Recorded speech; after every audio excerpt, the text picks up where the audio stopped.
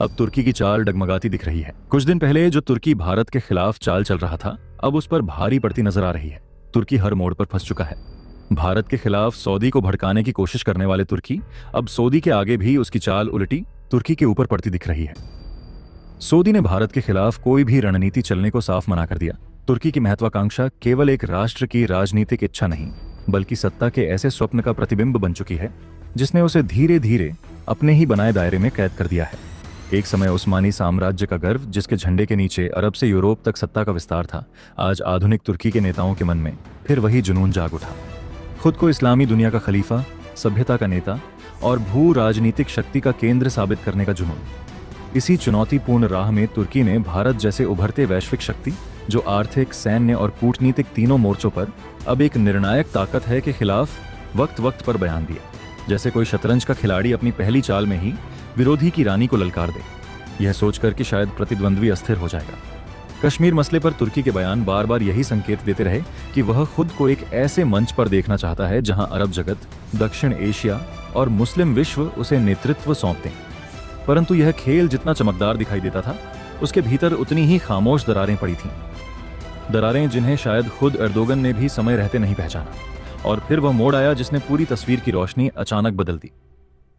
Institute for national security studies की वह report, जिसने जैसे किसी गहरी खामोश रात में अचानक चेतावनी का अलार्म बजा दिया।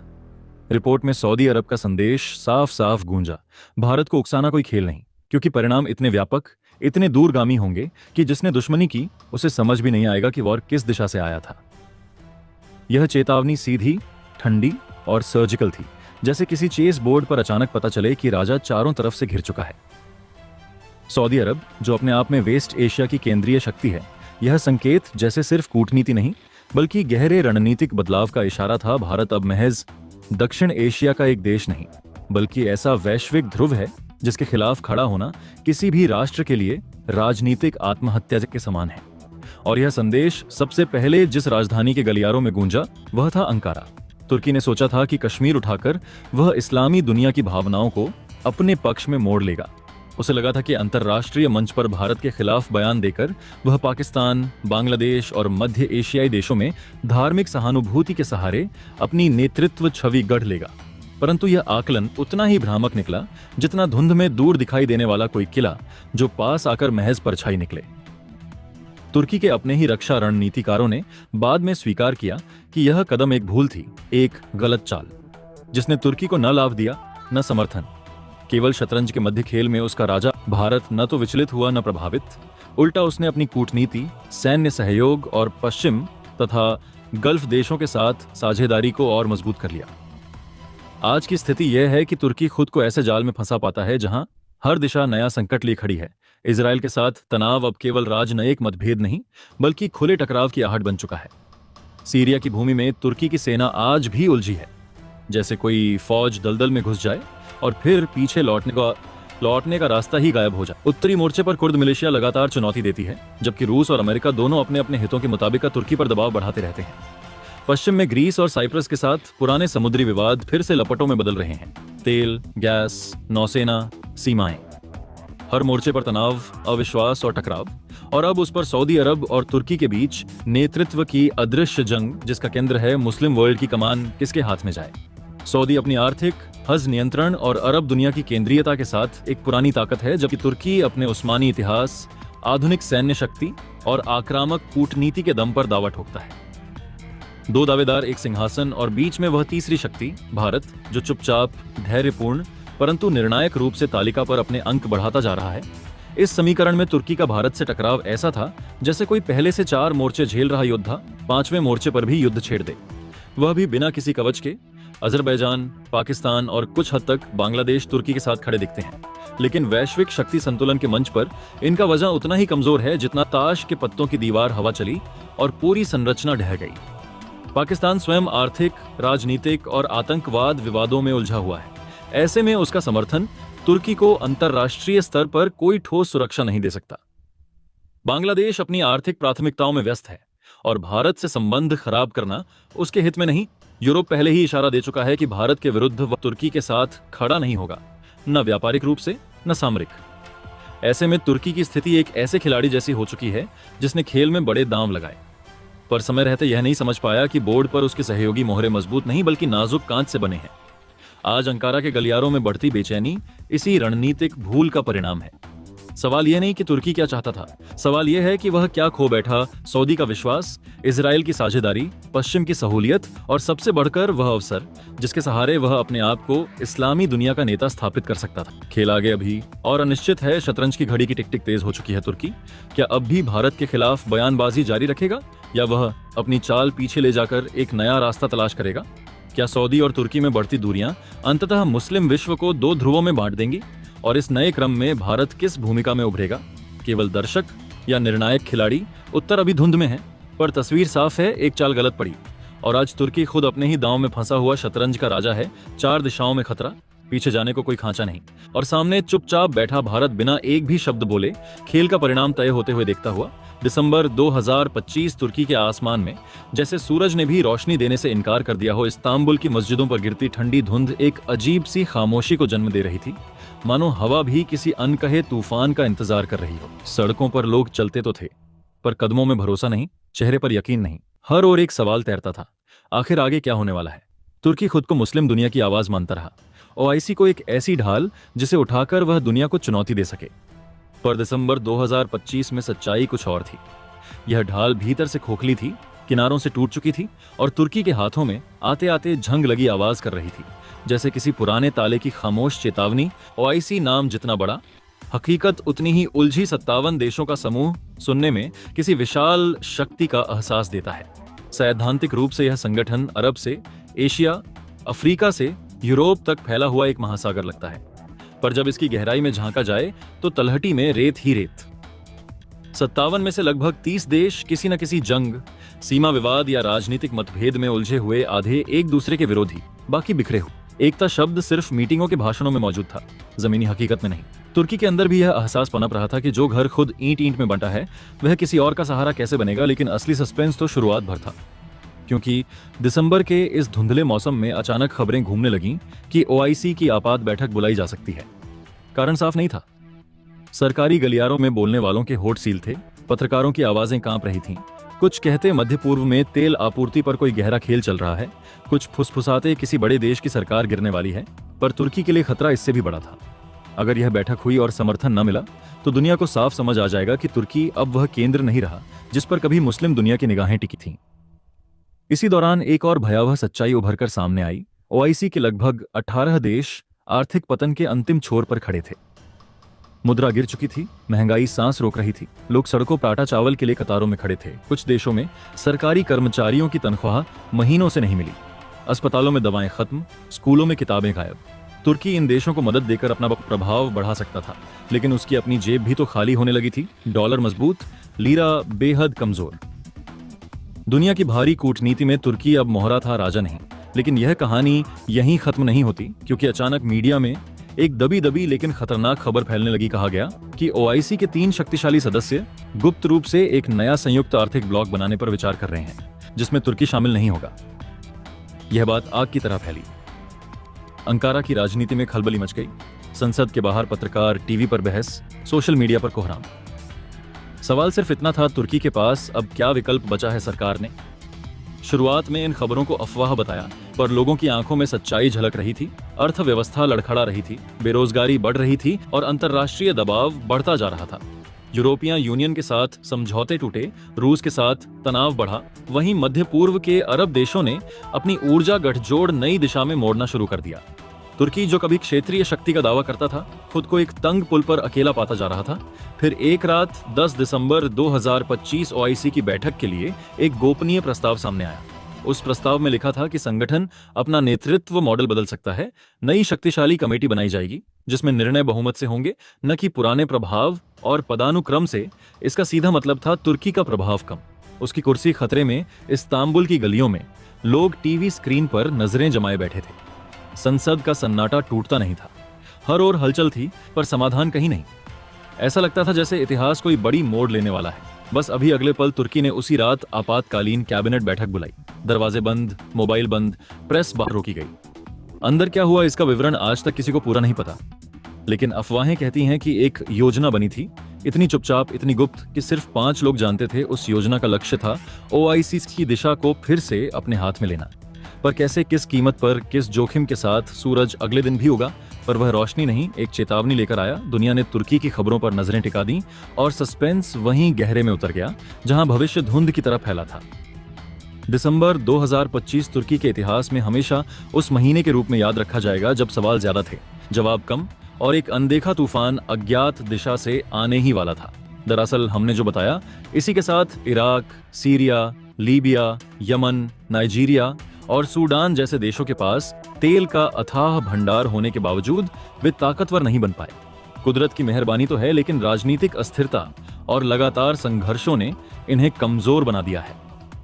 दुनिया में इनका प्रभाव तो दूर, खुद मुस्लिम देशों के बीच भी इनकी कोई खास पकड़ नहीं है। ऐसे में सवाल यह उठता है कि इतने बड़े संगठन का फायदा ही क्या जब उसके आधे सदस्य खुद ही अपनी मुश्किलों से जूझ रहे हों। इसी भीड़ में तुर्की खुद को खलीफा यानी नेता समझने की कोशिश कर रहा है। इसी नेतृत्व की होड़ में तुर्की ने कई बार भारत के खिलाफ बयान दिए ताकि बाकी देशों को खुश किया जा सके, मगर अब तुर्की को एक ऐसी चेतावनी मिल गई है जिसने उसकी चिंता बढ़ा दी है। वेस्ट एशिया के सबसे अहम थिंक टैंकों में से एक institute for national security studies ने एक रिपोर्ट जारी की है और इसमें जो दावा किया गया है वह तुर्की के लिए सीधा अलार्म बन चुका है। रिपोर्ट के मुताबिक सऊदी अरब ने साफ शब्दों में कहा है कि भारत को उकसाना कोई खेल नहीं है। इसकी कीमत इतनी भारी पड़ सकती है कि जिस देश ने गलती की वह समझ भी नहीं पाएगा कि नुकसान कहां से हुआ। इसलिए सऊदी अरब ने भारत विरोधी किसी भी अभियान से दूर रहने की सलाह दी है। लेकिन यहां असली टारगेट तुर्की है, वही तुर्की जो कश्मीर को लेकर बार बार बयान देता है जैसे उसे भारत से मुश्किलें यहीं खत्म नहीं होती। क्योंकि अब तुर्की के अपने ही रक्षा विशेषज्ञ खुलकर कह रहे हैं कि तुर्की राष्ट्रपति ने कश्मीर का मुद्दा उठाकर भारत को चिढ़ाने की जो कोशिश की थी वही उसके लिए जाल बन गई। तुर्की को ना तो कोई रणनीतिक फायदा हुआ और ना ही उसे अंतर्राष्ट्रीय मंच पर कोई बड़ा समर्थन मिला। उल्टा तुर्की कई मोर्चों पर ऐसी स्थिति में पहुंच गया है जहां उसे निकलने का कोई सीधा रास्ता दिखाई ही नहीं दे रहा। खेल बड़ा था, चाल गलत थी और अब तुर्की खुद अपने दांव में फंसता हुआ नजर आ रहा है। आज की स्थिति यह है कि तुर्की दुनिया की राजनीति में ऐसे फंस गया है जैसे कोई खिलाड़ी चारों तरफ से चेकमेट में आ जाए। एक तरफ इजराइल के साथ बढ़ता तनाव है और दूसरी तरफ सीरिया का पुराना दलदल जहां तुर्की आज भी अपनी सेना फंसा चुका है। ऊपर से सऊदी अरब के साथ शक्ति संघर्ष लगातार बढ़ता गया है और ग्रीस तथा साइप्रस के साथ पुराने विवाद फिर से सिर उठाने लगे हैं। हालात इतने उलझ चुके हैं कि तुर्की के चारों ओर एक तरह से आग ही आग दिखाई दे रही है। लेकिन हैरानी की बात यह है कि इतनी मुश्किलों के बावजूद तुर्की ने भारत से भी टकराव मोल ले लिया और वह भी बिना किसी ठोस समर्थन के। अजरबैजान, पाकिस्तान और बांग्लादेश भले ही तुर्की के साथ खड़े होने की कोशिश करते हैं, लेकिन वैश्विक मंच पर इनकी राजनीतिक पकड़ इतनी कमजोर है कि इनके बयानों का असर बेहद सीमित होता है। यूरोप तो पहले ही साफ कर चुका है कि भारत के खिलाफ वह कभी तुर्की का समर्थन नहीं करेगा। मध्य पूर्व की स्थिति भी तुर्की के पक्ष में नहीं है क्योंकि तुर्की और सऊदी अरब के बीच पहले से ही ताकत की जंग जारी है। ऐसे में सऊदी ने भारत के मामले में तुर्की को एक बार भी समर्थन नहीं दिया है। यहां तक कि सऊदी सेना ने तुर्की के साथ बचा खुचा सैन्य सहयोग भी रोक दिया है। सऊदी अरब ने स्पष्ट संकेत देते हुए भारत विरोधी किसी भी अभियान से दूरी बनाए रखने की सलाह दी और यही बिंदु मौजूदा भू राजनीतिक समीकरणों में तुर्की के लिए एक गंभीर चेतावनी के रूप में उभरा। सतही तौर पर यह संदेश भारत के संदर्भ में प्रतीत होता है, लेकिन असली निशाना तुर्की है, वही तुर्की जिसने बीते वर्षों में कश्मीर मुद्दे को बार बार भुनाने की कोशिश की, अंतर्राष्ट्रीय सभाओं में बयान देकर खुद को भारत के खिलाफ एक वैचारिक मोर्चे पर खड़ा दिखाने की कोशिश की, जैसे वह दक्षिण एशिया की राजनीति का निर्णायक खिलाड़ी हो। परंतु वास्तविकता इससे बिल्कुल भिन्न और काफी कठोर है। तुर्की की उम्मीद रही कि भारत के खिलाफ पसंदीदा इस्लामिक ब्लॉक खड़ा हो जाएगा, ओआईसी जैसे मंच उसके सुर में सुर मिलाएंगे, पाकिस्तान और मलेशिया के साथ मिलकर वह भारत पर दबाव बनाने में सफल होगा, पर ऐसा कुछ नहीं हुआ। कश्मीर मुद्दे को अंतर्राष्ट्रीय मंच पर उठाने की जो कोशिश एर्दोगन ने की वही उनके लिए जाल बन गई। कोई ठोस रणनीतिक फायदा नहीं मिला। भारत को कूटनीतिक रूप से घेरने की उनकी कोशिश न सिर्फ विफल हुई बल्कि विश्व समुदाय में तुर्की की विश्वसनीयता भी प्रभावित हुई। वैश्विक शक्ति संरचना में अब स्थिति यह है कि तुर्की स्वयं उन कई स्तरों पर फंस गया है जहां से बाहर निकलने के लिए उसे नए साझेदार ही नहीं, नई विदेश नीति सोच और धैर्यपूर्ण पुनर्गठन की जरूरत है। पर वह इस दिशा में न ठोस पहल कर पा रहा है, न ही अंतर्राष्ट्रीय समर्थन जुटा पा रहा है। खेल बड़ा था पर चाल गलत साबित हुई और अब तुर्की अपनी ही बनाई कूटनीतिक बिसात में चारों तरफ से घिरता दिखाई दे रहा है। कुछ वैसा जैसे शतरंज के खेल में राजा चारों ओर से चेकमेट हो जाए और कोई भी सुरक्षित खानी उपलब्ध न हो। तुर्की की मुश्किलें एक दो मोर्चों तक सीमित नहीं बल्कि बहुस्तरीय हैं। पश्चिम एशिया की राजनीति स्वयं एक जटिल भू रणनीतिक संरचना है और यहाँ गलत कदम लेने की कीमत वर्षों तक चुकानी पड़ती है। इजराइल के साथ संबंधों में तनाव लगातार बढ़ रहा है और यह विवाद सिर्फ कूटनीति का नहीं बल्कि सैन्य, सुरक्षा और वैचारिक ध्रुवीकरण का भी हिस्सा बन चुका है। तुर्की और इजराइल के बीच की प्रतिस्पर्धा सिर्फ फिलिस्तीन तक सीमित नहीं बल्कि भूमध्य सागर में ऊर्जा, गैस पाइपलाइन कॉरिडोर, समुद्री क्षेत्राधिकार और राजनीतिक प्रभुत्व तक फैली हुई है। दूसरी ओर तुर्की की सबसे पुरानी समस्याओं में से एक सीरिया आज भी ज्यों की त्यों खड़ी है। वहां उसकी सेना फंसी हुई है, सुरक्षा स्थिति अस्थिर है, कुर्द संघर्ष अनसुलझा है और रूस अमेरिका दोनों अपनी अपनी शर्तों पर दबाव डालते रहते हैं। ऐसे में तुर्की के पास बाहर निकलने का कोई साफ विकल्प नहीं, लेकिन वहीं भारत जैसे एक उभरते वैश्विक शक्ति केंद्र से टकराव मोल लेना उसकी विदेश नीति की अस्थिरता को और उजागर करता है। कोई भी बड़ा राष्ट्र कूटनीति में नए शत्रु नहीं बनाता बल्कि संभावित साझेदार तलाशता है, पर तुर्की ने खुद अपने लिए अनावश्यक चुनौती खड़ी कर ली।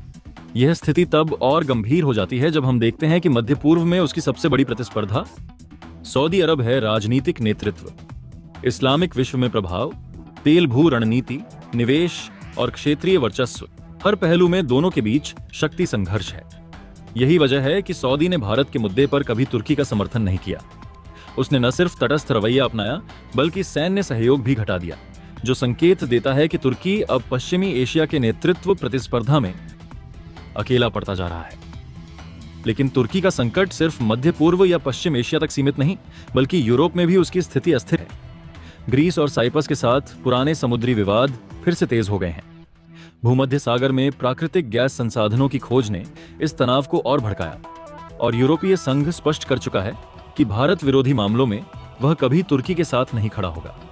यूरोप तुर्की को नाटो सहयोगी जरूर मानता है, पर उसके राजनीतिक रुझानों से असहमत है और कश्मीर जैसे मुद्दों पर यूरोपीय कंधा मिलना लगभग असंभव है। इससे तुर्की की अंतर्राष्ट्रीय रणनीति की कमजोरी स्पष्ट होती है। उसने भावनात्मक भाषण और राजनीतिक बयानबाजी तो भरपूर की, पर जमीनी हित संतुलन और गठबंधन संतुलन का गणित नजरअंदाज कर दिया। वैश्विक राजनीति में समर्थन शब्दों से नहीं, हितों से मिलता है और यही वह बिंदु है जहां एर्दोगन की रणनीति विफल हुई। तुर्की को लगा कि पाकिस्तान, अजरबैजान और कुछ हद तक बांग्लादेश का समर्थन उसे भारत के खिलाफ एक वैचारिक मोर्चा बनाने में मदद करेगा, पर समस्या यह है कि ये देश राजनीतिक प्रभाव और आर्थिक क्षमता के स्तर पर उतने मजबूत नहीं कि वैश्विक मंच पर किसी भी बड़े देश के खिलाफ दबाव बना सकें। पाकिस्तान स्वयं आर्थिक और आंतरिक अस्थिरता से संघर्षरत है, बांग्लादेश का अंतर्राष्ट्रीय प्रभाव सीमित है और अजरबैजान की प्राथमिकता नागोर्नो काराबाख मुद्दे पर केंद्रित है। भारत तुर्की संघर्ष उसकी कूटनीतिक प्राथमिकता नहीं।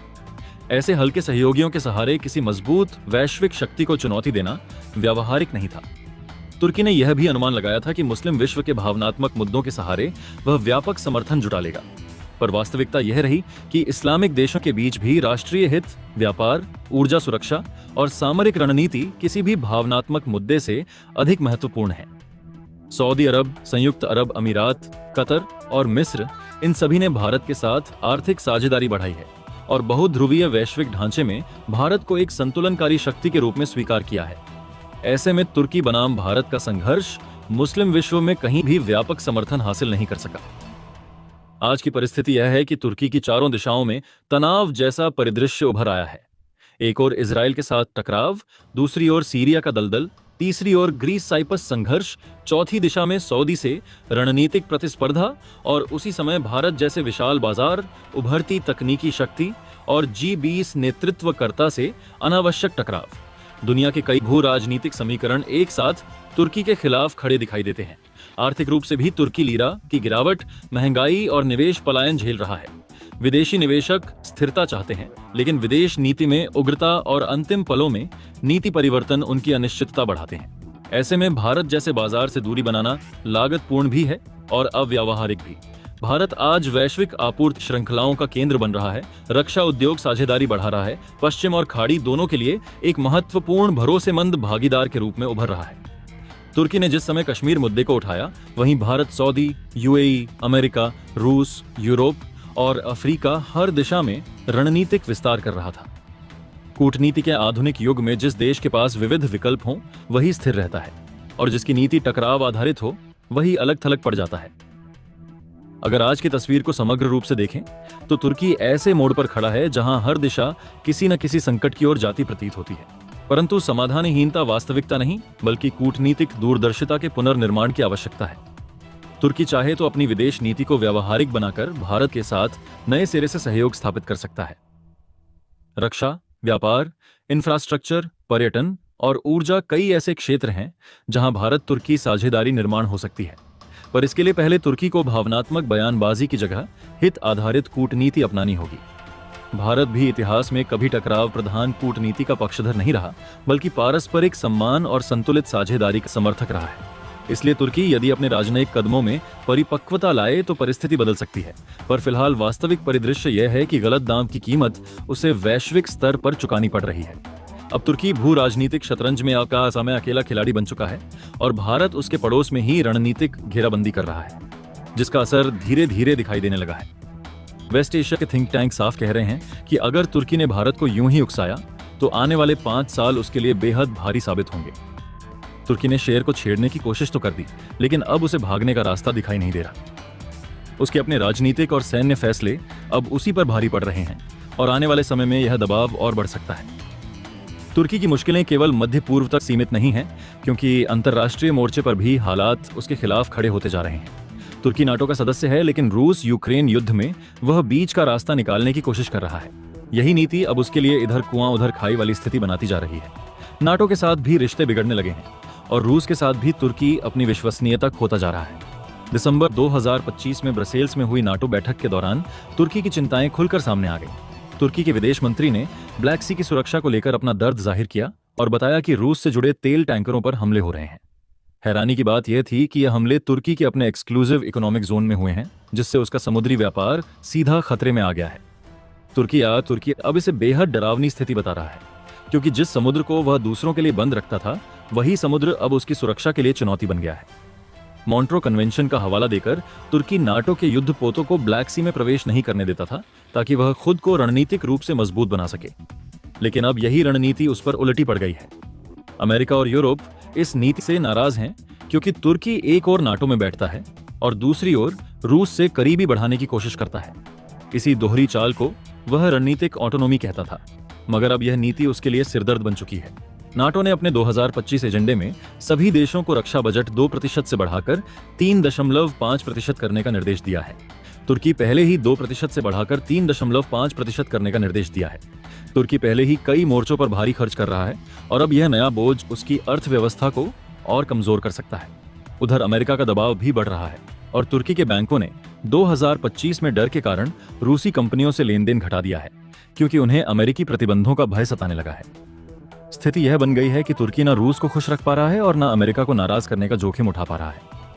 विश्लेषकों का मानना है कि अगर भविष्य में कोई ऐसा समझौता होता है, तुर्की आज अपने भू राजनीतिक शतरंज बोर्ड पर खुद को अकेला खिलाड़ी समझते हुए चाल चल रहा है, लेकिन वास्तविकता यह है कि मोहरे उसी दिशा में आगे बढ़ रहे हैं जहां धक्का बाहरी शक्तियां देती हैं और जहां वह स्वयं अपनी नीतियों के दलदल में धंसता जाता है। भारत का पश्चिम एशिया और भूमध्य सागरीय क्षेत्र में बढ़ता प्रभाव तुर्की के लिए एक नई चुनौती के रूप में उभर रहा है। दक्षिण एशिया में भारत की शक्ति पहले से ही स्थापित है, लेकिन अब उसका ध्यान हिंद महासागर, पर्शियन गल्फ, अरब प्रायद्वीप और ब्लैक सी को जोड़ने वाली सामरिक लेन पर बढ़ता दिख रहा है।